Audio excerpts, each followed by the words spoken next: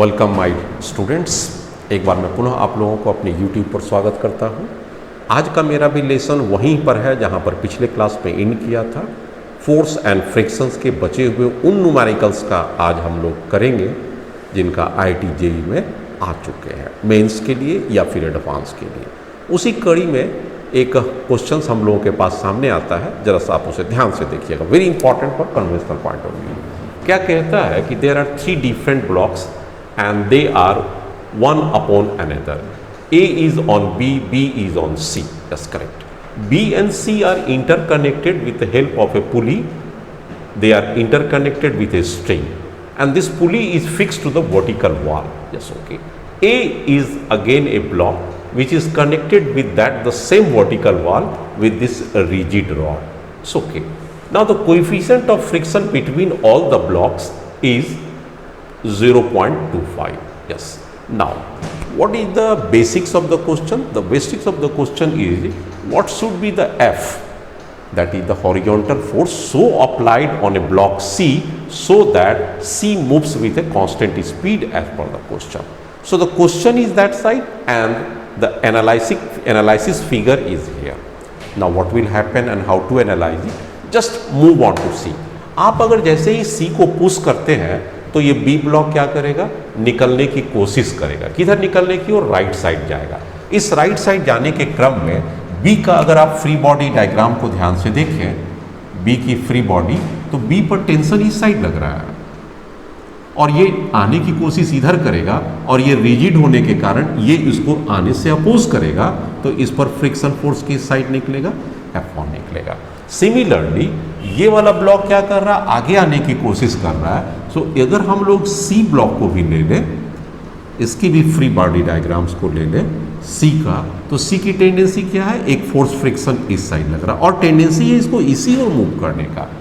तो अब अगर इस ओर मूव करने का टेंशन तो अपोज करेगा ही, लेकिन जरा सा गौर कीजिए, इस ओर मूव करने का है तो बी और सी के बीच में रिलेटिव फ्रिक्शन सी पर किधर लगेगा? तो जाहिर है इस साइड लगेगा। और बी पर किधर लगेगा? जाहिर है इस साइड लगेगा। If I call F2 then obviously this is called F2 from the Newton's third law of motions. तो अब आपके पास फ्रिक्शनल फोर्स के पास आ गए। एक बार पुनः एनालाइज कीजिए।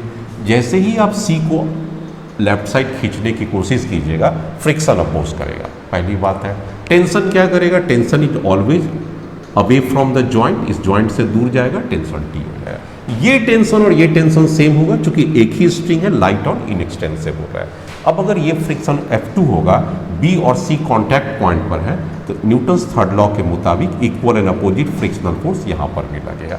ये सारे के सारे किस स्टेज में रहेंगे? लिमिटिंग के स्टेज में। अब F1 की बात एक बार फिर से कर लीजिए। बी ब्लॉक क्या कर रहा है? ये राइट साइड जाने की कोशिश कर रहा है, ए अपोज करेगा, मोशंस के अपोजिशन में फ्रिक्शन लग रहा है। Can you find the values of all this force? Yes we can. अब मैं एक एक करके अगर निकालना स्टार्ट करता हूँ, what is this F force? This is simple mu into N1। Now what is N1? N1 कहाँ से आता है? यहाँ से आता है N1। हम B पर का टॉप फोर्स F1 कर रहे हैं यहाँ पर के लिए। N1 की वैल्यू कितना हो जाएगा? 30 न्यूटन हो जाएगा। Mu 0.25 into 30 Newton. This is a very simple 1/4 into 30, that is 7.5 Newton. मेरे पास आ गया 7.5 न्यूटन फ्रिक्शनल फोर्स लग रहा है। Can you find F2? Why not? We can. Now what is F2? This mu into N2। Mu is equal to 1/4, 0.25 को 1/4 लिख सकते हैं। And what is this? यहाँ पर कोएफिशिएंट कितना लगेगा? 437, दैट इज कॉल्ड 70। यहाँ पर 7 का 70 न्यूटन आ जाएगा। 70 न्यूटन का मतलब हो गया 35/2, दैट इज 17.5। ये आपके पास आ जाता है। अब बाकी बच गया व्हाट इज द F। एक यहाँ पर भी फ्रिक्शन फोर्स लगेगा ना बच्चे लोग। जैसे ही आप इसको इस साइड खींचने की कोशिश कीजिएगा और ब्लॉक इस साइड जाएगा, तो यहाँ पर फ्रिक्शनल फोर्स किस साइड लगेगा? This is frictional force F3। और ये भी क्या आ जाएगा? Limiting force. एक बार फिर चेक कर लीजिए। इसकी टेंडेंसी मूव करने की इधर है, इसलिए इसकी फ्रिक्शन अपोज करेगा। What is this value? अगर F3 लिमिटिंग के लिए भी हम लोग चेक कर लें तो कितना हो जाएगा? म्यू 1/4 और N कितना हो जाएगा बच्चे लोग? 12, 13, 14, 15, 150, that is 75, 37.5। Newton. So 3 different forces are come. यहाँ तक तो आपके पास आ गया। अब आपके पास आता है कि इस C का क्या नेट फोर्स की स्थिति बनती है, इसे आप चेक कीजिएगा। सबसे पहले आप इसे चेक कीजिए कि F1 और F2 का दोनों का वैल्यू कितना हो जाएगा। अगर इस दोनों को आप ऐड करते हैं तो कितना आ जाता है, F1 plus F2, 5 5 10, 5 and that is 25. So this is 25 and it is moving with a constant velocity. So what does it mean? Acceleration is 0. So what is tension? Tension is equal to 25.0 Newton. अब आप क्या कीजिएगा भाई, ये tension तो आपके पास आ गया 25 न्यूटन। अब F3 की वैल्यू कितना है, 37.5। F2 की वैल्यू क्या है, इसलिए मैं जब F की बात करता हूँ, what is the F? F equal to F2 limiting, what is F3 limiting, and this is the tension. What is the F2 limiting? 17.5. What is F3 limiting? 37.5. And what is T? 25. This is 55 plus 25. That is 80 Newton. And so the answer is 80 Newton. From that उस question का answer कितना हो जाएगा, 80 Newton. अगर मैं इसके ऊपर 80 Newton का फोर्स लगाता हूँ तो ये जो ब्लॉक होते हैं ये मूव करते हैं कांस्टेंट स्पीड से। अगर ये कांस्टेंट स्पीड से करेंगे तो ये भी कांस्टेंट और ये अपनी जगह पर रेस्ट में रहेगा। ये मान के चलिएगा ये रेस्ट में रहेगा। क्यों रेस्ट में रहेगा? This is the rigid bar.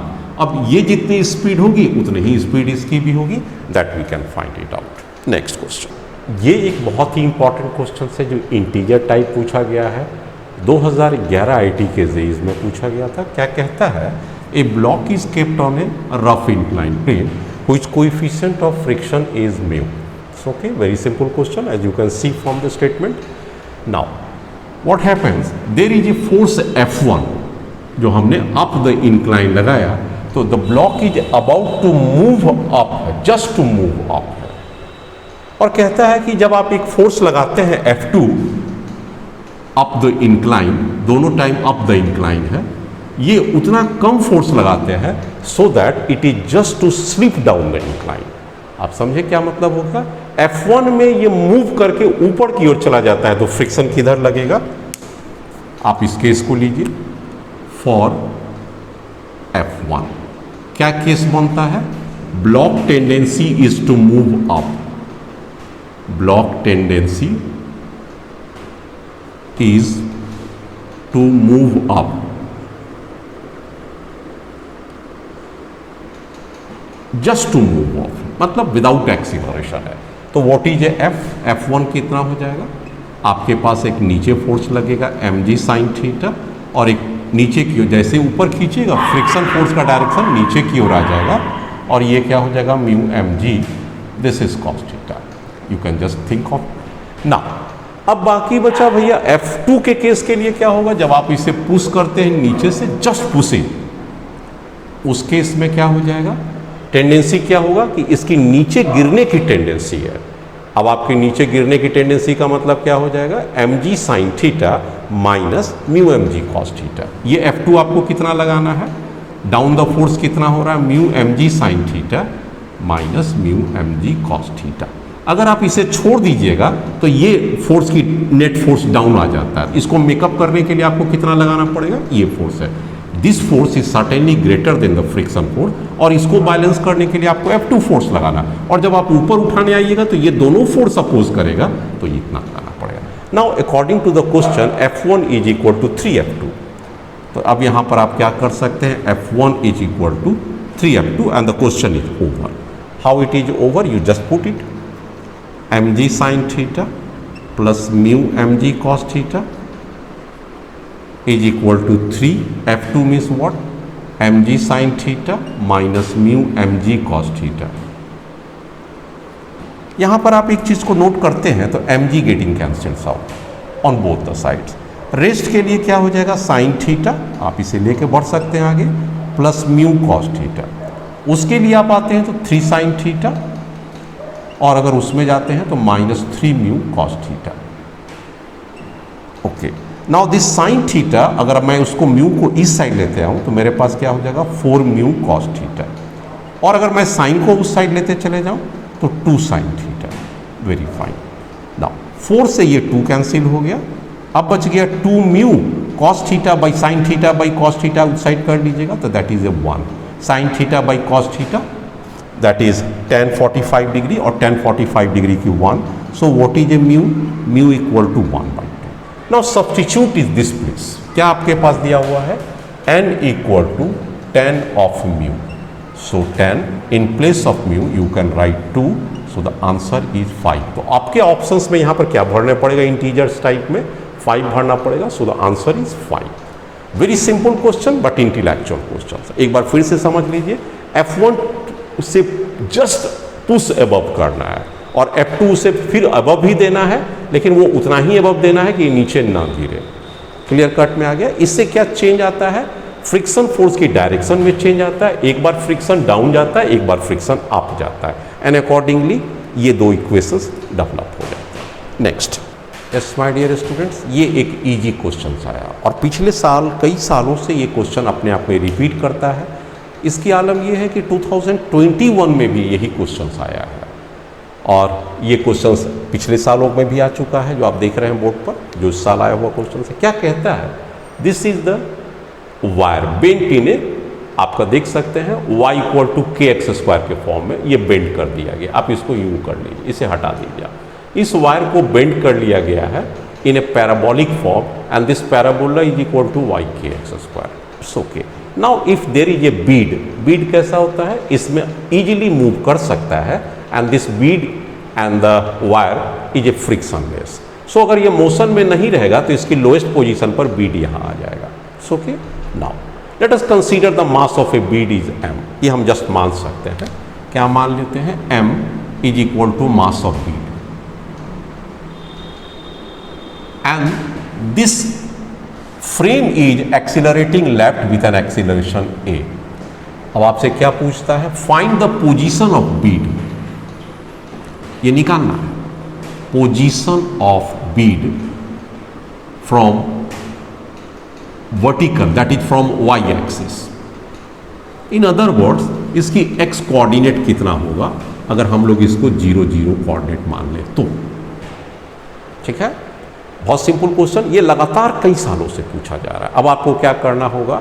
सबसे पहले जो इक्वेशंस दिया हुआ है जो बीड के कर्व का, उसका डिफरेंशियल फॉर्म में आ जाइए, dy/dt। This is called slope. अब क्या हो जाएगा? 2 इंटू k इंटू 2x हो जाएगा। dy/dx is called slope of curve and this is nothing but tan theta and this tan theta equal to 2kx equation 1. This is the given. हमने निकाल लिया। अब क्या होगा भाई? अगर ये एक्सीलेशन इस साइड से जा रहा है, अगर आपको एक्सीलेटेड फ्रेम से देखना है तो आपके पास एक सीडो फोर्स लगेगा m इंटू ए, इस साइड लगेगा। ठीक आ जाएगा। अब क्या होगा बच्चे लोग? एक ग्रेविटी फोर्स डाउनवर्ड लग रहा है। इस ग्रेविटी फोर्स पे अब आपके पास यहां पर का स्लोप भी आपको आ चुका है। What is this slope? This slope is theta. तो mg, ये थीटा आ जाएगा तो mg साइन थीटा। इस साइड इसके कंपोनेंट कितने आ जाएंगे? जो vertically down the incline the खींचेगा इसे मैग्नेटिक, ये जो सॉरी आपका ग्रेविटी फोर्स आ रहा है mg साइन थीटा। ये तो आप समझ गए। अब आपके पास होगा ये ma लग रहा है, ये थीटा है, यहां से थीटा, तो ये वाला फोर्स कितना लगेगा? This is ma cos theta. ये ऊपर की ओर खींचा जाएगा और एक इस पर लगेगा perpendicular, that is ma sin theta. हमें ma sin थीटा से नहीं मतलब है, ma cos थीटा से मतलब है। कैसे मतलब हो जाएगा? इस बीड के कंपोनेंट को लीजिएगा, ये थीटा है एंगल, तो ये भी कितना हो जाएगा? थीटा। ma कंपोनेंट लीजिएगा ma cos theta for equilibrium.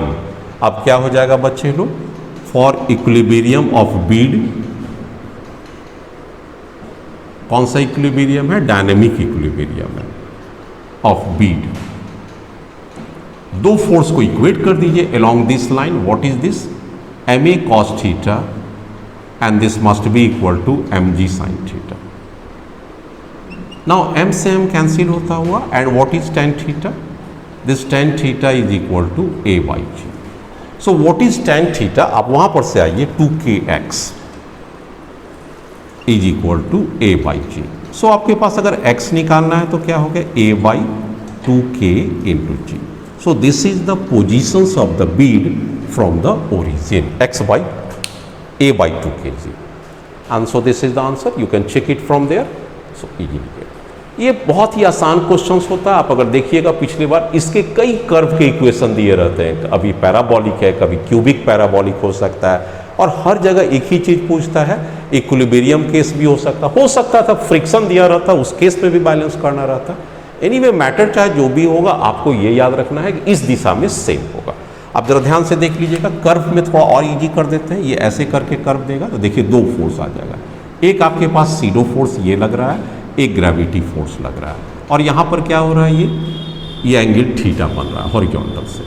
ये थीटा बच्चा बना तो ये कितना हो गया, इसलिए ये कंपोनेंट कितना हो जाएगा, एम ए कॉस थीटा, और इस ग्रेविटी का डाउन द कंपोनेंट कितना हो जाएगा, एम जी साइन थीटा। अब इसका एक कंपोनेंट इसका ये भी लगेगा, that is called m g cos theta, और इसी दिशा में आ जाएगा m a cos theta, sorry m a sine theta. अब इसका नॉर्मल रिएक्शन कितना लगेगा, तो ये दोनों फोर्स नॉर्मल रिएक्शन, ये नहीं पूछा आपको, लेकिन अगर फ्रिक्शन की बात रहता तो फ्रिक्शन नॉर्मल रिएक्शन ये हमारा हो जाता, और म्यू इंटू एन ले लेते हैं। ऐसे भी कई क्वेश्चन यहाँ पर सेट हो सकता है, इसलिए मैंने बताया। अगर यहाँ पर फ्रिक्शन रहता तो क्या ले लेते हैं, f equal to mu into n, mu की वैल्यू छोड़ देते हैं और एन की वैल्यू ये आ जाता है, m g cos theta plus m a sine theta, है ना। अब आपको ये जो फोर्स लगेगा, अब आपके पास ये भी फोर्स चाहिए, एम जी साइन थीटा, और ये दोनों बराबर हो जाता है। कौन दोनों फोर्स, फ्रिक्शन किस साइड लगता है, चूंकि इसकी टेंडेंसी नीचे गिरने की रहता, तो ये फोर्स और ये फोर्स दोनों बराबर करते, मतलब फ्रिक्शन फोर्स को भी ले लेना पड़ता है। लेकिन इस क्वेश्चन में कितना इजी कर दिया, हमने ये सरफेस को ही स्मूथ मान लिया है। Next question, yes my dear students, ये क्वेश्चन मैकेनिक्स का एक जनरल कॉन्सेप्ट्स के ऊपर लिया गया। क्या कहता है कि आप देखिए दो मासेस हैं, let these two masses are connected by a string having the length 2a। इसके सेंटर पर P पॉइंट है, और इस P पॉइंट पर एक अदर स्ट्रिंग के द्वारा एक कांस्टेंट फोर्स को हमेशा लगाया जा रहा है। अब आप इस फोर्स को लगाएंगे तो क्या होगा, ये स्ट्रिंग का P पॉइंट ऊपर की ओर उठेगा, और अकॉर्डिंगली ये दोनों लेंथ जमीन पर आ जाएगा। तो ये दोनों ब्लॉक्स किस पर रखे गए हैं, on a smooth horizontal surface. Both masses are kept on a smooth horizontal surface।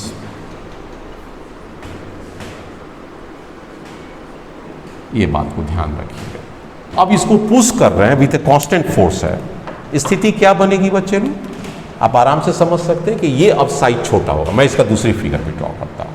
अब देखिए क्या स्थिति हो गया, ये ब्लॉक यहां पर आ गया, ये P पॉइंट इस साइड आ गया, ठीक है। ये वाला पॉइंट M अभी भी यहां पर है, और ये मास अभी भी यहां पर है, लेकिन P से इस मास की दूरी A है, सो ऑब्वियसली ये डिस्टेंस क्या हो जाएगा, A हो जाएगा, और ये डिस्टेंस भी क्या हो जाएगा, A हो जाएगा। इस दोनों को मिला दीजिए। कहता है कि now this distance is x, any time when constant force F is applied, the separation between them is 2x। Then what is the acceleration of these two masses? ये पूछता है, what is the acceleration of these two masses? For the sake of simplicity, आप इसे y मान लीजिए, and let us consider this to be a theta and this to be a theta। अब एक बात है कि जब बच्चे लोग इसको इधर खींचेगा तो टेंशन इधर लगेगा और एक टेंशन, तो दिस इज टेंशन, टेंशन इधर क्या लगेगा, टेंशन अवे फ्रॉम पॉइंट, और इधर किधर लगेगा, टेंशन, और इधर किधर लग रहा है, फोर्स लग रहा है। अगर इसको हम लोग कंपोनेंट को रिजॉल्व कर लें तो F बराबर क्या हो जाएगा, 2t cos थीटा। बहुत आसानी से आप समझ सकते हैं, ये F हो गया, इस t की कंपोनेंट, t की कंपोनेंट। अब चूंकि ये पॉइंट तो मासलेस है, तो ये दोनों कंपोनेंट 2t cos थीटा और F, और दोनों इक्वेट हो जाएगा।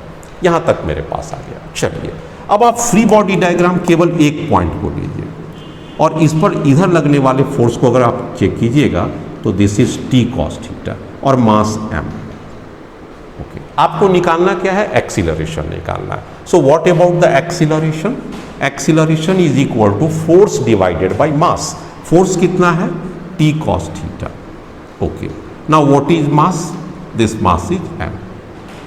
यहां तक आ गया, t cos थीटा, आपको एक्सीलरेशन निकालना है, टी कॉस थीटा, ये इसको पुल करेगा। एक ही फोर्स को आप ले रहे हैं, इसको नहीं लीजिए, t cos theta divided by m. Now what is the value of a t? आप अगर यहां से टी लेते हैं तो टी की वैल्यू क्या आ जाएगा? F by 2 cos theta. तो यहां पर इसकी वैल्यूज को आप अगर पुट कर देते हैं तो क्या आ जाता है? एफ बाई 2, एक मिनट, थोड़ा सा मुझसे मिस्टेक हो रहा है, इसकी कंपोनेंट लेंगे थीटा, ये है बच्चे लोग, तो ये क्या हो जाएगा? T sine theta. थोड़ा सा मिस्टेक, इसलिए यहां पर भी क्या हो जाएगा? ये तो खैर ठीक है, एफ बाई 2 कॉस थीटा यहां पर ठीक है। इस जगह पर आपकी जो एक्सीलरेशंस हो जाएंगे इस जगह पर चेंज कर जाएगा, टी साइन थीटा आ जाएगा डिवाइडेड बाई। तो अब यहां पर अगर हम लोग पुट करते हैं टी की वैल्यूज, तो क्या पुट करते हैं? टी की वैल्यूज में एफ बाई 2, ठीक है, एफ बाई 2 नीचे m and cos theta, and obviously this is sine theta. तो टी के जगह पर हम F by 2m, F by 2m इसका आ गया cos theta sine theta. This is the acceleration. अब आप आगे बढ़ना स्टार्ट कीजिए, इसमें f डिवाइडेड बाई 2m इसको रखने के लिए। Now what is sine theta by cos theta? This is tan theta. Now f by 2m. Now what is tan theta value? Can you find it here? Yes, we can. Perpendicular by base, tan theta. Perpendicular x, base y, x by y, x. Can you find the value of a y? Yes, a square minus x square. So this is your acceleration. कहीं पर कोई doubt नहीं होना चाहिए। यहाँ पर का थोड़ा सा हमने क्या मिस्टेक किया था, इस थीटा को ध्यान नहीं दिया आपने, यहाँ पर ध्यान दीजिए, cos 90 minus theta, T cos 90 minus theta, T sine theta m. इसलिए what is the acceleration? T sine theta divided by m, जो मैंने लिखा भी है T sine theta by m. अब यहाँ पर टी की वैल्यूज को उससे रिलेट कर दिए, तो F by 2m cos theta sine tan theta, F by 2m, and this is your answer. तो आपने इजीली देखा कि ये क्वेश्चन आ गया, मैच कीजिए, आगे बढ़िए। Next question. तो माय डियर स्टूडेंट, ये बहुत ईजी क्वेश्चंस हैं और ऐसे क्वेश्चन कई बार देखने को मिले हैं, आप भी इस बार को देखिए। कहता है 2 blocks having mass 2m and m, यहाँ पर एक लाइट स्ट्रिंग है और ये आपके पास एक स्प्रिंग है, and let us consider the spring has a spring constant k, its mass is 2m and below mass is m। अब क्या कहता है कि इट इज एट इक्विलिब्रियम। जब बच्चे लोग ये इक्विलिब्रियम में है तो क्या हो जाएगा? इसकी फोर्स कितना लगेगा? Gravity, this is so simple, mg, और इसकी ग्रेविटी फोर्स कितना लगेगा? 2mg। अगर मैं यहाँ की बात करूँ कि what is the net force है, तो ये कितना लगेगा? 2m plus m 3mg। और यहाँ पर टेंशन की बात करूँ तो कितना लगेगा? mg लगेगा। आप यहाँ पर का फोर्स लग रहा है, इसलिए ये स्प्रिंग पर फोर्स जो कितना लगेगा? What is the spring force? F spring, तो जितना फोर्स ये लगेगा उतना ही फोर्स से इसको खींचेगा, तो this is equal to 3mg। आप याद रखिएगा स्प्रिंग फोर्स का कैसे मतलब हो गया, इस मास पर कितना फोर्स टेंशन लगा। अगर यहाँ पर का टेंशन लेते हैं T और इस टेंशन को भी लेते हैं T, तो T must be equal to mg। यहाँ पर का फोर्स को अगर T डैश या F लेते हैं, T dash equal to F, वो कितना हो जाएगा? दोनों का मास को आप ऐड कर दीजिए, 2mg प्लस mg 3mg, तो इसे 3mg लेना पड़ेगा और kx must be equal to 3mg। तो यहाँ पर हम देख सकते हैं kx कितना हो जाएगा? स्प्रिंग फोर्स जो खिंचाएगा, कितना खिंचा जाएगा, उस फोर्स का इक्विलिब्रियम स्टेज में स्प्रिंग फोर्स kx लगता है और टेंशन कितना लग रहा है? 3mg। ये आपका बैलेंस हो गया। नाउ कहता है कि इसे अगर मैं कट कर दूँ, तो ये रिलीज हो जाएगा। Just eight the time of A cutting, what is the acceleration of m and what is the acceleration of 2m। Clear cut हो गया? Just eight the time of A cutting. तो जैसे ही इसे कट करते हैं, इसे कट कर दीजिए, यहाँ पर से ये कट हो गया। कट होते के साथ यहाँ पर का टेंशन कितना हो गया? 0 हो गया। अब इसके ऊपर नेट फोर्स कितना लग रहा है? mg, और मास कितना है? m। So what is the acceleration? Net force mg divided by m, so it is a g and this acting downward, so इसका एक्सीलरेशन स्मॉल m का क्या हो जाएगा? g downward. अब आइए इसकी क्या स्थिति है, किसकी बात कर रहे हैं हम लोग? 2m की बात कर रहे हैं। 2m का नेट फोर्स कितना लगेगा, इसका अपना ग्रेविटी फोर्स 2mg। जहाँ तक टेंशन की बात है, ये कैसे ही कटा, टेंशन इक्वल टू 0 हो गया। लेकिन उसी समय ये स्प्रिंग फोर्स इसको कितना जोर से खींच रहा है, आप देख सकते हैं kx इक्वल टू 3mg से, दिस kx कह लीजिए, या kx इक्वल टू कितना हो जाएगा 3mg से स्प्रिंग फोर्स खींच रहा है। तो नाउ अब जैसे ही कट किया तो what is the net force, किधर ज़्यादा है, ऊपर ज़्यादा है, 3mg माइनस 2mg। इस केस के लिए क्या हो जाएगा, net force is equal to 3mg minus of 2mg। So what is its value, this is m into g, and this must be equal to mass time acceleration. This is 2m into a, mass कितना है 2m into a, m से m cut गया, a acceleration किधर हो जाएगा, चूंकि net force up की ओर जा रहा है इसलिए ये एक्सीलरेशन a हो जाएगा g/2। तो आपका क्या आंसर आ गया, a small block has a downward acceleration g, whereas a bigger block has an upward acceleration g/2, and so the choice.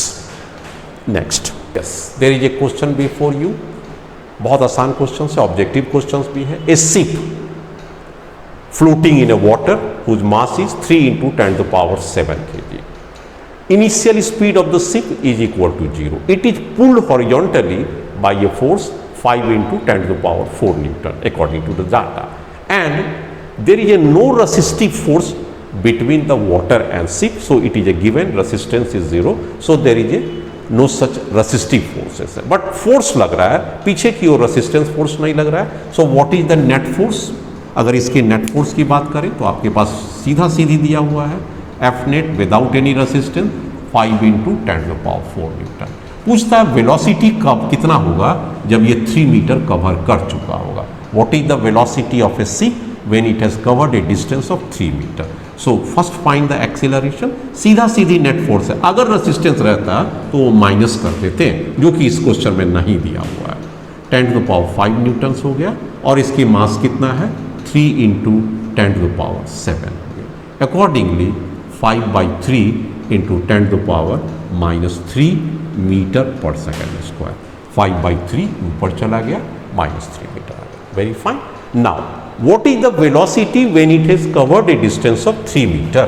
So very simple, v square equal to u square plus 2as.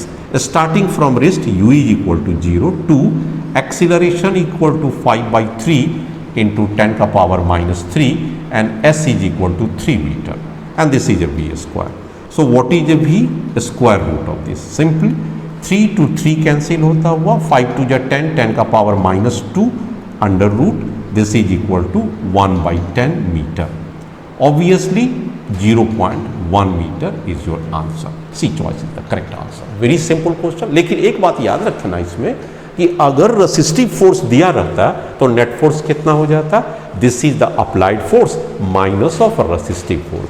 कभी कभी resistive force function of A velocity भी दिया रहता, उस case में भी मैं integration के द्वारा वेलोसिटी निकाल सकता था। Next question. Yes my dear students, ये जो क्वेश्चंस आया है 2021 सबसे लास्ट एग्जाम मेरे अभी तक आया हुआ है, शिफ्ट 1 मॉर्निंग शिफ्ट में ये क्वेश्चंस आया हुआ था। क्या कहता है, a vertical cross section has a curve y equal to x square by 4। So y equal to x square by 4 मतलब क्या हो गया, ये पैराबोलिक कर्व है, ऐसे करते हुए, ठीक है। It has a coefficient of friction as per the question 0.5। कहता है यहाँ पर एक ब्लॉक को रखा जाए तो कितना मैक्सिमम हाइट तक ये अपने आप को ऊपर करके रख सकता है विदाउट स्लिपिंग। इससे ऊपर जाएगा तो स्लिप करेगा। Now this is the x equal to 0, this is the y, and let us consider this is to be the x coordinate. तो ये क्वेश्चन बहुत बार आया हुआ क्वेश्चन से, एक बार पुनः ये क्वेश्चन फिर से आपके सामने है। आपको क्या करना चाहिए, first find the slope, first find the slope of curve. इसके लिए आप डिफ्रेंशिएट कीजिए, and this is so simple, what is dy by dx is equal to 2x divided by 4, that is simple x/2। ये आपके आ गया, and this dy by dx is nothing but tan theta, this is the slope. Now इस point पर आपके theta का value आप ले सकते हैं, दिस इज थीटा। नॉर्मली क्या होगा, ये थीटा है तो इसकी एक कंपोनेंट इस साइड कितना लगेगा जो प्रीवियस कॉलम में किया था, mg साइन थीटा, और ये फ्रिक्शनल फोर्स ऊपर की ओर लगेगा म्यू mg कॉस थीटा। चूंकि ये स्लिप करने की टेंडेंसी में पूछा गया है, so at this position the block is about to slip, so downward pulling force is equal to mg sine theta and upward force equal to mu mg cos theta. So at equilibrium position आपके पास क्या हो गया बच्चे लोग, mg sin theta, this must be equal to mu mg cos theta. This is at the equilibrium position. इसमें mg has no role to play and this tan theta is equal to, without any doubt, mu. So what is tan theta? That is the slope dy by dx x by 2. And what is mu? This is 0.5. So what is x? That is simple 1. And of course 1 meter. So can we find the y value? Yes, y value, yes, equation is given. So what is the y? This is a x square by 4. So 1 square by 4, that is 1 by 4 meter equal to 100 centimeter कर दिए, 100 centimeter, that is 25 centimeter. So the answer is 25 centimeter. Here is the answer. ये question अपने आप में ही बहुत easy question कहेंगे, क्योंकि ये एक रेगुलर पैटर्न बन चुका है कि इक्वेशन ऑफ कर्व दिया रहता है और ब्लॉक या बीट की पोजीशंस को निकालना रहता है कि कहाँ पर और इक्विलिब्रियम हो सकता है। इससे पहले वाले क्वेश्चन में मैंने सीडो फोर्स के द्वारा में बताया था और यहाँ पर वही चीज़ को बताया जो उसमें मिसिंग था। सीडो वाले केस में फ्रिक्शनल फोर्स को जीरो रखा गया था और यहाँ पर frictional force mu mg cos theta है और obviously it is at rest है, ये पूरे सिस्टम जो है रेस्ट में है, so there is no pseudo force at all. Next question. Yes my dear students, आप देख सकते हैं कि ये एक क्वेश्चन आया हुआ है। कैसा क्वेश्चन है मैं इसे भी आपको ड्रॉ करके क्लियर कर देता हूँ। ये देखिए एक इंक्लाइन सरफेस है and this is at 53 degree. Question के मर्म को समझिए। कहता है कि यहाँ पर एक स्फेरिकल बॉडी है जिस पर एक टेंशन के सहारे मैं इसे यूं करके बैलेंस किया हुआ हूँ। दिस हैज ए मास, ये जो आप स्फेरिकल बॉडी जो देख रहे हैं, sphere has a mass m and is balanced। Balanced का मतलब इक्विलिब्रियम पर है, that is at equilibrium on a rough inclined surface, on rough inclined surface such that theta is equal to 50 degree. अब आपसे कहता है what is coefficient of friction, sorry what is the frictional force. ये आपसे क्या कहता है, frictional force की वैल्यू बताइए सो that it is at equilibrium. अब आपके पास आ जाएगा ना, इसके पास कौन सा फोर्स लगेगा, ग्रेविटी का एक कंपोनेंट लगेगा, नीचे mg का दो कंपोनेंट आ जाएगा, इस साइड आ जाएगा mg साइन ऑफ 53 डिग्री और इस साइड क्या आ जाएगा mg cos of 53 degree. And obviously n normal reaction कितना आ जाएगा, mg कॉस ऑफ 53 डिग्री और इस साइड आपके पास फ्रिक्शन फोर्स लगेगा। अब आप ध्यान से देखिए कि what is the direction of tension T। अब यहां पर ये इक्विलिब्रियम में है, तो इक्विलिब्रियम में है तो नेट टॉर्क कितना लगना चाहिए इस पर, जीरो। अगर आप net torque eight point O लेते हैं तो T इंटू आर और F इंटू आर एक दूसरे को कैंसिल करेगा, नेट टॉर्क क्या हो जाएगा, जीरो। ध्यान दीजिएगा T into r must be equal to F into r. Net torque at O कितना हो गया, नेट टॉर्क एट O चूंकि इक्विलिब्रियम पर है जीरो होगा। इस ग्रेविटी का तो कोई टॉर्क नहीं लगेगा चूंकि ये इससे पास कर गया, खेल खत्म। अब आपके पास दो टॉर्क बच गया T और F, कितना लगेगा T इंटू आर। ये किस दिशा में जाएगा, क्लॉकवाइज है, सो ये माइनस हो जाएगा। दूसरा क्या लगेगा F इंटू आर, किस दिशा में जाएगा, क्लॉकवाइज में जाए, anticlockwise positive, and this must be equal to zero as due to equilibrium. चूंकि ये इक्विलिब्रियम में है इसलिए यहां पर कोई आप डाउट ना करें, इसलिए what is r r cancel हो जाएगा and what is f, f is equal to t. आपके पास एक कंडीशन आ गया। चलिए आगे बढ़िए। अब हमारे पास क्या आ गया कि ये एफ और टी दोनों बराबर है और इस दिशा में अगर हम इसे इक्वेट करें, इस दिशा में नेट फोर्स कितना हो जाएगा, जीरो हो जाएगा। इसका मतलब हो गया T plus f must be equal to mg sine 53 degree. As per the previous F और T बराबर है, इसका मतलब 2F is equal to mg sine 53 degree का मतलब 4/5, ये 2 से 2 कटेगा, so what is F 2mg/5. So this is the frictional force which is equal to 2mg/5. So A choice is the correct answer.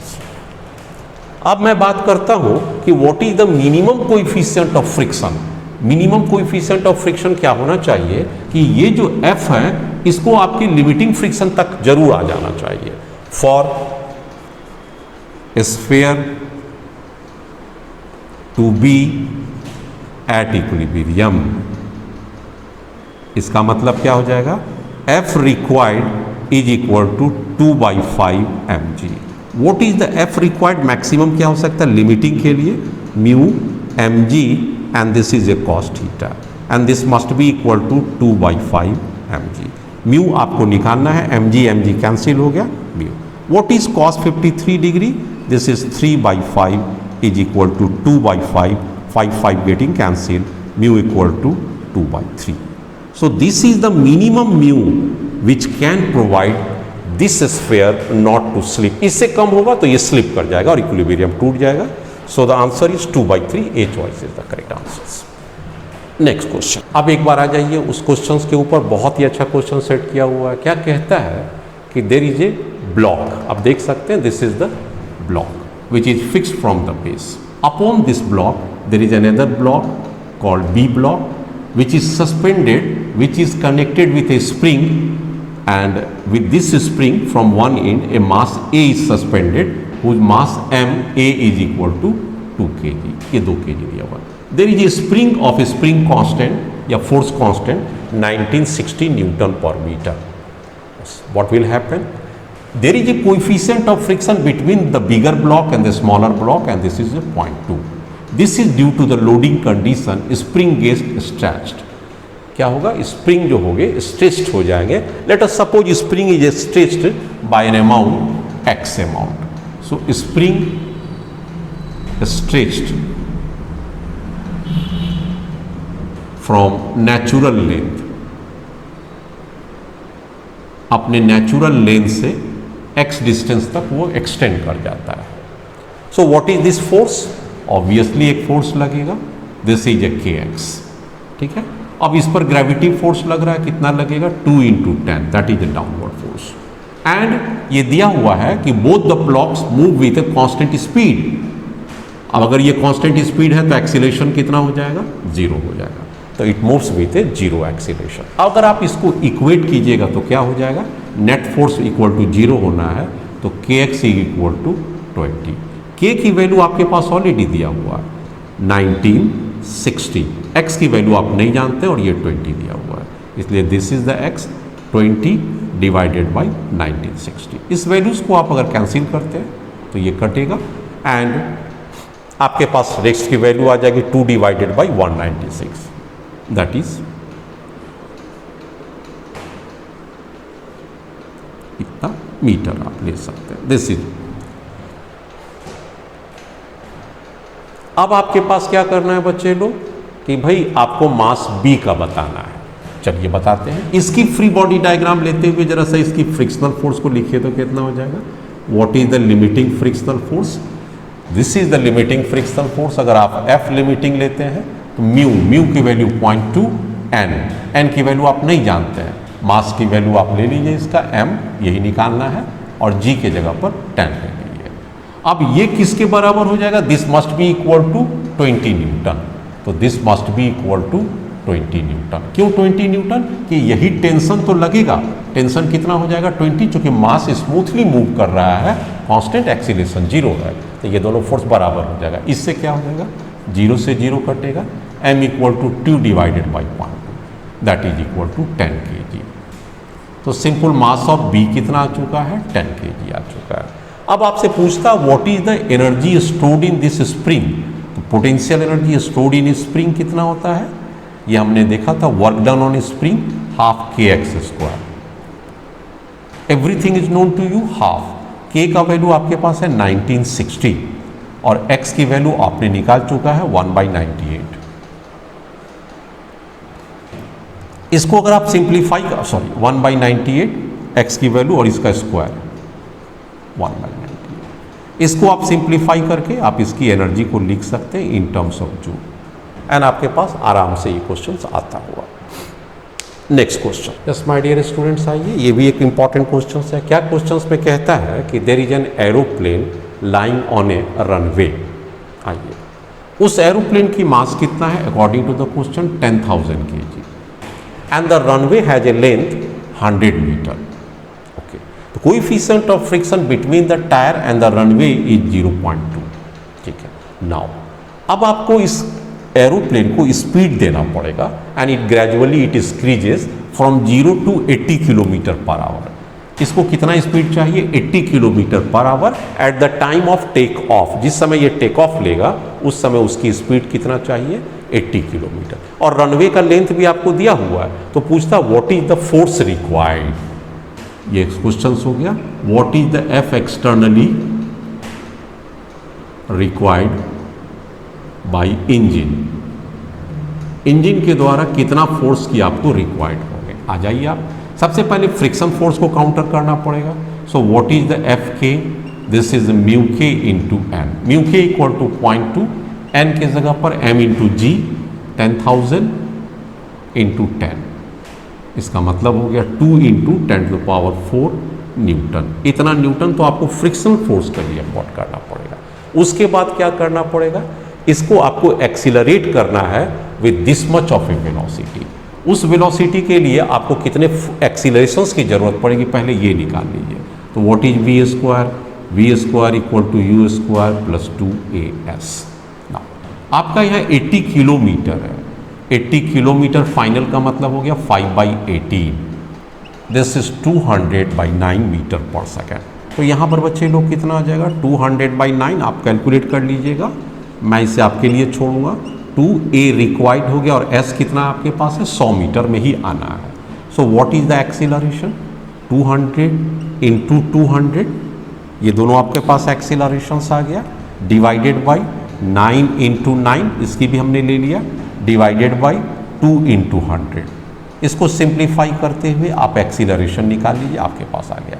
Now what is the force required? उसके लिए आपके पास कितना फोर्स होना चाहिए? Force must be equal to mass time acceleration. Mass कितना है? 10 का पावर आप देख सकते हैं 4, और दिस इज द एक्सीलरेशन। इस एक्सीलरेशन को निकालें। So this must is the force required. ये तो आपका उस फोर्स के लिए हुआ, प्लस फ्रिक्शन फोर्स कितना लग रहा है आपके पास, एफ लिमिटिंग ये भी आ गया। इसलिए टोटल फोर्स रिक्वायर्ड कितना हो जाएगा? F required equal to a into 10⁴ newton. ये तो एक्सीलरेशंस के लिए हो गया, और उसको पहले तो इसको काउंट करना पड़ेगा ना, काउंटर करना पड़ेगा, 2 इंटू 10⁴ न्यूटन। इन दोनों वैल्यूज को पुट कर दीजिए, ए की वैल्यू को, दिस इज द रिक्वायर्ड। कहने का मतलब क्या हो गया कि भाई अगर उसमें फ्रिक्शन नहीं फोर्स होता, अगर फ्रिक्शन फोर्स नहीं होता तो इतना फोर्स आपको रिक्वायर्ड, ये फोर्स लगता। इसे छोड़ देते हैं, इसको मास से मल्टीप्लाई कर दिए, a इंटू 10⁴। हाँ, इतना फोर्स की आपको जरूरत पड़ता कब? जब सरफेस स्मूथ होता, और ये रफ सरफेस है, उसकी फोर्स को भी ऐड कर लीजिए, तो this much of the force is required. बाकी आप आंसर इसमें चेक कर सकते हैं। Next, yes there is a question before you, और ये क्वेश्चन इनडायरेक्टली आया from the Newton second law of motion. क्या कहता है? Graph is there and this graph is been plotted force and time. Okay, अब इस फोर्स एंड टाइम ग्राफ को देख के आपको बताना है what is the impulse during the time interval 4 to 10 second. So impulse is to be required कितने second के बाद में आपको चाहिए? Time t equal to 4 millisecond to time t equal to 16 millisecond. Millisecond है, यहाँ पर ध्यान रखिएगा। So what is the impulse जो हम लोग पढ़े हैं, फोर्स इक्वल टू क्या होता है बच्चे लोग? Rate of change of linear momentum. So what is the change of linear momentum? Is equal to F into d t, and this is simple impulse. पूरे इम्पल्स चैप्टर को मैंने आपको पढ़ा चुका हूँ, वहाँ से आप इसे नोट कर लीजिएगा। तो आपको किस एरियाज को लेना पड़ेगा? एफ टी करके इस एरियाज को अगर आप ले लेते हैं तो that is a impulse. So what is this impulse? J is equal to, उस एरिया को लेते हैं, तो this is 200 800, 200 plus 800 divided by 2 into gap, 2 into 10 to the power 3 second, milli को मैंने सेकेंड मिली में कन्वर्ट कर दिया, plus this area triangle, what is this area, half, altitude 800 and this base equal to 16,610 और puts 10 to the power -3।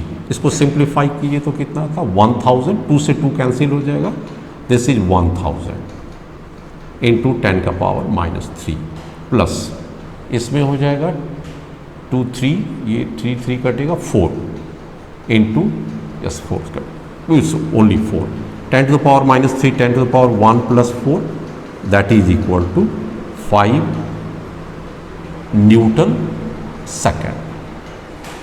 This is the 5 Newton second and this is the integer type question and this is the correct answer. Next question. Yes my dear students, ये question आया हुआ 1978 के IITs में आया था, काफ़ी पुराना क्वेश्चन है। क्वेश्चन वही जो बार बार आता रहता है, कहता है there is a uniform chain, this is the chain of mass m and its length is l, ठीक हो गया। Now it is pulled by a force from at one and 10 newton force से द्वारा। कहता है what is a tension at x equal to L/5 from the force and से किसी point x distance, मान लीजिए इस डिस्टेंस को मैं xo करूं, इस डिस्टेंस को xo करूं तो इस x डिस्टेंस पर टेंशन कितना होगा p पॉइंट पर। So find the tension eight A p point, कितने दूरी पर है L/5। क्या इसका आपका कॉन्सेप्ट बताए हुए, पहले तो एक्सीलेशन निकाल लीजिए, what is the acceleration, net force कितना लग रहा है 10 न्यूटन और टोटल मास कितना है m, so this is 10/m, 10 Newton है और मास m है, this is the acceleration. Okay, now consider this part only, उस चेन के छोटे से पार्ट को कीजिए, ये फोर्स इस पर लग रहा है 10N and let us consider this is the tension which acts backward direction, free body diagram of cut part chain, मैं उस सिर्फ कट पार्ट चेन को ले रहा हूँ। इसकी मास कितना हो जाएगा, अगर आप लोग मास निकालेंगे, mass per unit length m/l into length, so this is the small mass of this small part of the chain.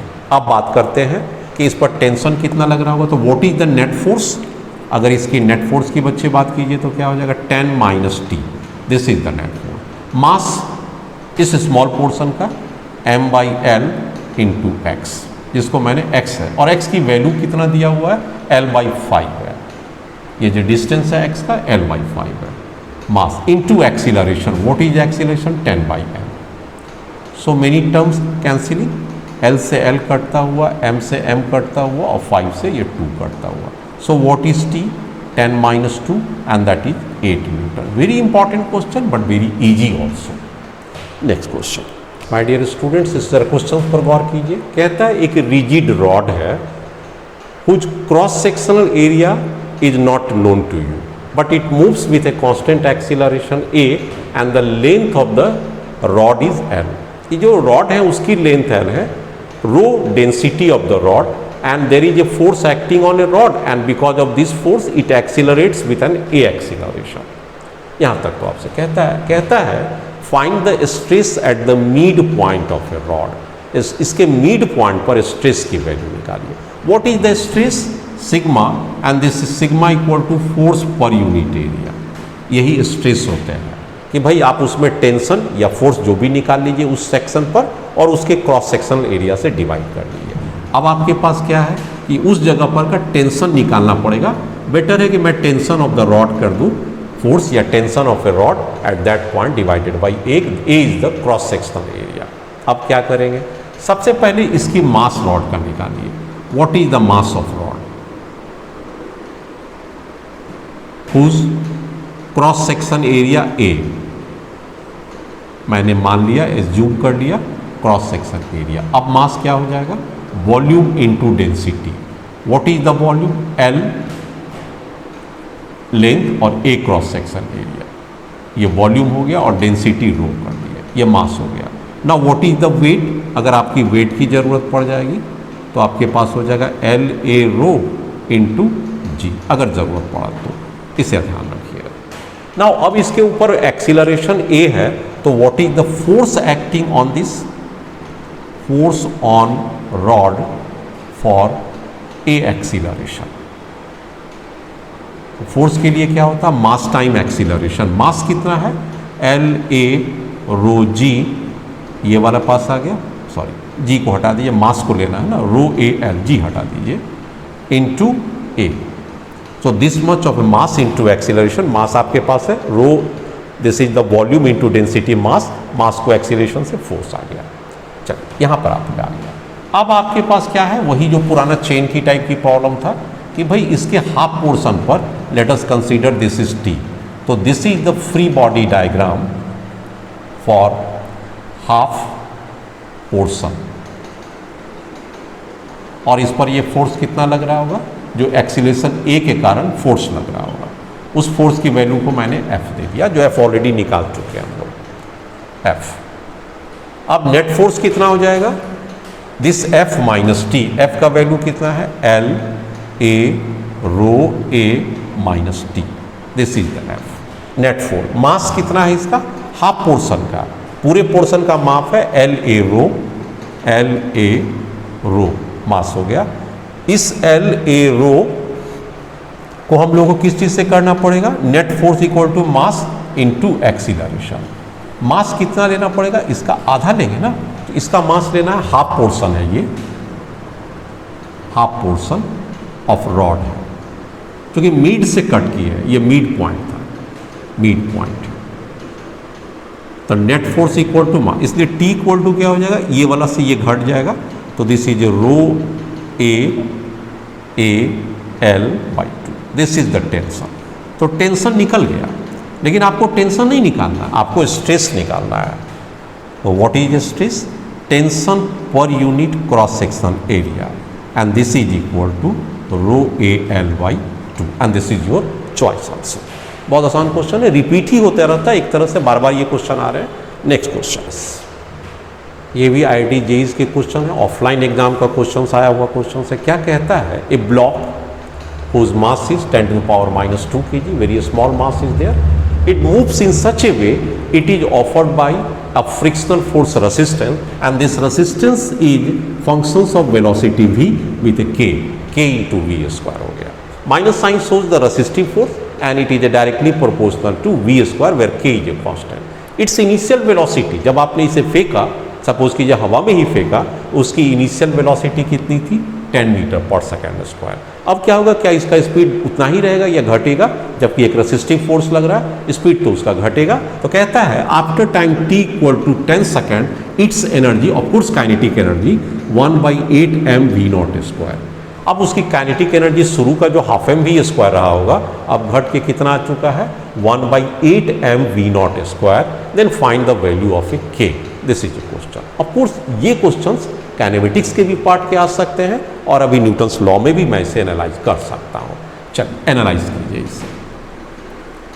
अब इसके आंसर्स की बात कीजिएगा, एफ फोर्स है, what is this, this is all time mass time acceleration, so minus के we square according to the question. Accelerations को आप velocity के टर्म में लिख सकते हैं, dv बाई dt माइनस के we square, simple. So what is the dv by v square is equal to minus k by m, simple. अब आप इसको क्या कीजिए कि इंटीग्रेट कर दीजिए, यहाँ पर dt भी लिख दीजिए, इंटीग्रेट बोथ साइड, इसको भी इंटीग्रेट कीजिए, इसको भी इंटीग्रेट। अब इंटीग्रेट करेंगे तो कहाँ से कहाँ करना है, consider this time t equal to 0, उस समय उसकी स्पीड कितना था, 10 मीटर पर सेकेंड है।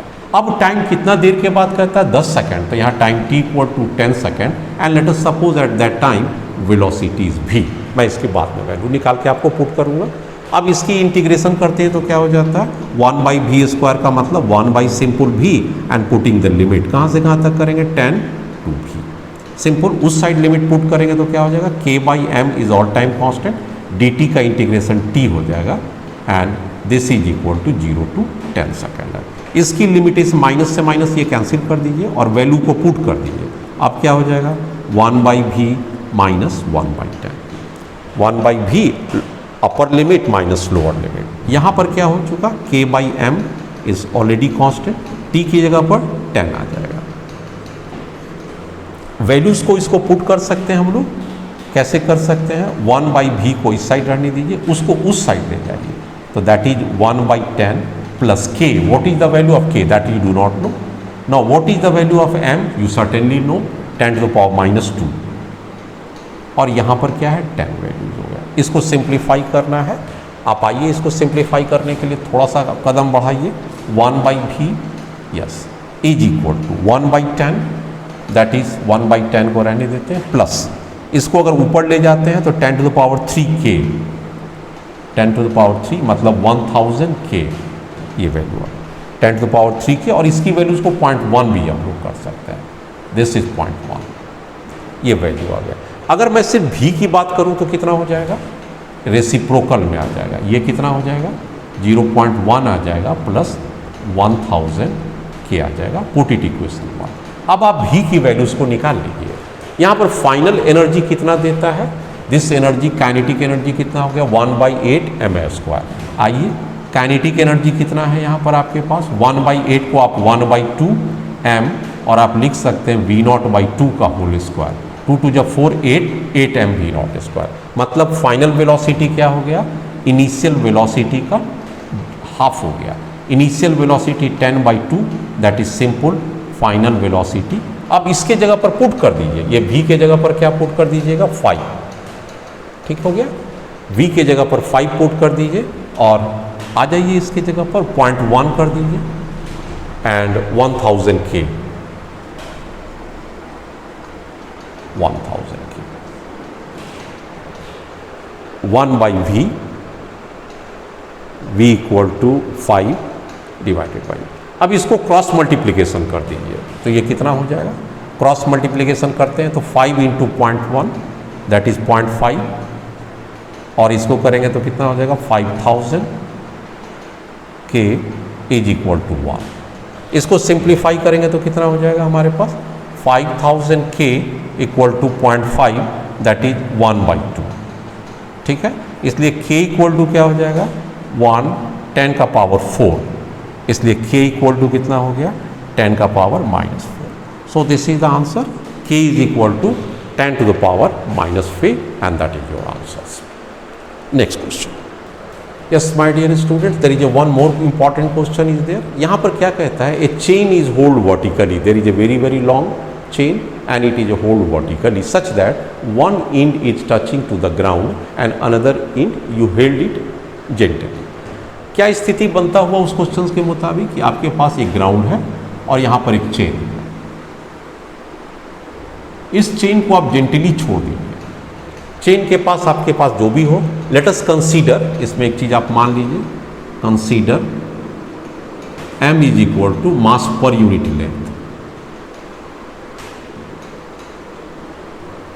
Length of chain. इसमें क्या दिया हुआ है कि chain is gently allowed to drop, इसे आप छोड़ दीजिए, फ्रीली ये गिरेगा, आप इस पे गिरेगा तो इसके ऊपर एक फोर्स लगेगा। कहता what is this force acting on this, conditions क्या दिया हुआ है कि दिस फोर्स जो आपके बॉटम पर लग रहे हैं, जो ऑलरेडी कुछ पार्ट इसके गिर चुके हैं, जैसे मैं कैसे दूं इसमें, late x length of the chain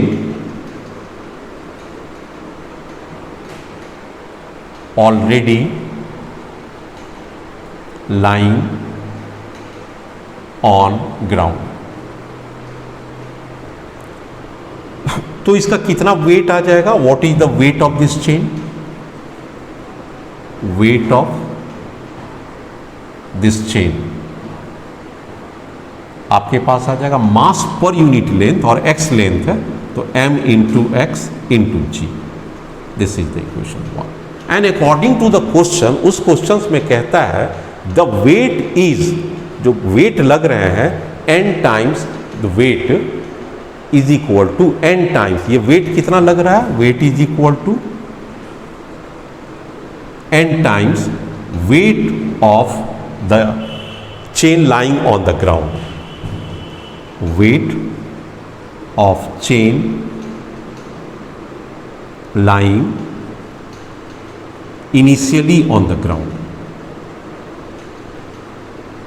यही टोटल आपके पास, अब ये इंटीजर टाइप का क्वेश्चन है, n की वैल्यू निकालना है, ये क्वेश्चन आ गया। क्वेश्चन को जरा मर्म को समझिए, m क्या हो गया, mass per unit length. And let us suppose ये मान लीजिए कि चेन अब इतना ही दूर है, बाकी ये चेन जमीन पर आ चुका है, ये चेन कितना गिरा है, x लेंथ गिर गया, तो इसका मास कितना हो जाएगा, what is the mass of a chain that is lying on the ground, mass per unit length into g m g x, that is the weight initially. ये वेट तो आपके पास एक आ ही गया, दिस इज W1, मेरा एक wait आ गया। अब मैं क्या करूं, दूसरा वेट को टारगेट कर रहा हूं। दूसरा वेट को कैसे टारगेट करूंगा, लेट अस कंसीडर, अब इस स्थिति में dx लेंथ गिरता है and it falls with A v velocity, ठीक है, ड्यूरिंग ए टाइम dt। तो what is the v velocity, कितना हो जाएगा चेन का, जब चेन कितना डेप्थ गिर चुका है, x डेप्थ गिर चुका है, तब इसकी चेन की वेलोसिटी क्या हो जाएगा, v square equal to u square plus 2ax, x depth गिरा है, u 0 है, so what is a v square 2ax, put it equation 2। अब क्या करें, इस छोटे से मास को ले लीजिए, late us consider this mass is, हम इस मास को ले लेते हैं तो मास पर यूनिट कितना हो जाएगा, m इंटू डी एक्स। छोटे से मास को लेते हैं तो m mass per unit length into D X हो जाएगा, इसकी बात को ले लीजिए। And it is falling with a v velocity. चलिए, so what is the force change of linear momentum, mass कितना हो जाएगा, m इंटू डी एक्स। अब मान लीजिए कि इसकी वेलोसिटी यहाँ से v वेलोसिटी है और ज़मीन पर टकरा के 0 हो जाती है, तो what is this, v minus 0। और फोर्स क्या होता है, rate of change of linear momentum dx। अब आपके पास क्या हो गया, m तो है ही, v आपके पास कांस्टेंट है, 0 का मतलब हो गया जमीन से टकरा के उसकी वेलोसिटी चेन का 0 हो जाता है, और v वेलोसिटी से गिर रहा था, ये dx लेंथ है और dt टाइम में गिरा, m भी है और dx बाई dt को अलग कर ले, तो this dx by dt is again v, so it is a mv square. m को रहने दीजिए, what is the v, 2ax, उसका स्क्वायर करेंगे तो 2ax आ गया, so what is this, 2max, all it is आ गया, आपके पास आ गया। और दूसरा क्या है, आपके पास पहले से कितना है, mgx, यहाँ पर थोड़ा सा है, एक्सीलरेशन कितना हो जाएगा, फ्रीली गिर रहा है, g के बराबर आ जाएगा, तो यहाँ पर भी g आप कह सकते हैं फ्री, क्योंकि ये फ्री फॉल हो रहा है, a इक्वल टू g आप ले सकते हैं, यहाँ पर रिस्ट्रिक्टेड नहीं है, एयर रेसिस्टेंस नहीं है, g ले सकते हैं। इसलिए आपके पास टोटल फोर्स कितना हो गया, F टोटल, ये फॉल करने के कारण, और वो पहले से आइडियल है, तो आपके पास हो गया 2mgx plus mgx, this is equal to 3mgx, this is the total weight. And according to the question, this force is equal to n times weight of the part of a chain which is ideally lying on a ground, मतलब x portion का, तो mgx। now compare these two करेंगे, mgx match करेगा, so what is a n equal to 3 and this is the integer time question, so the answer is match करेंगे n equal to 3 का। इस तरह से बच्चे लोग, मैंने पूरी कोशिश किया कि अब तक के जितने भी IIT क्वेश्चंस आए हुए मैंने खोज कर सभी को आपके सामने किया, और उम्मीद करता हूं कि इस पूरी प्रक्रिया में आपने इसे सीखने की भरपूर कोशिश किया। अब जो मेरा नेक्स्ट पार्ट बचता हो गया, वो वर्क पावर एनर्जी से आता है। सर्कुलर मोशन मैंने ऑलरेडी कवर कर चुके हैं, जो कुछ बचा हुआ होगा वो फिर आपके सामने आ जाएगा। तो work power energy is our next portion. उसकी थ्योरी मैं आपको ऑलरेडी डील से बता दिया हूँ। अब उसकी न्यूमेरिकल्स को जो IIT JEE के लेवल में आ गया है, मैं उनको आपके सामने डिस्कस करूँगा वन बाय वन। तब तक के लिए आप इसे रिवाइज कीजिए, एंजॉय कीजिए। Good luck, good bye.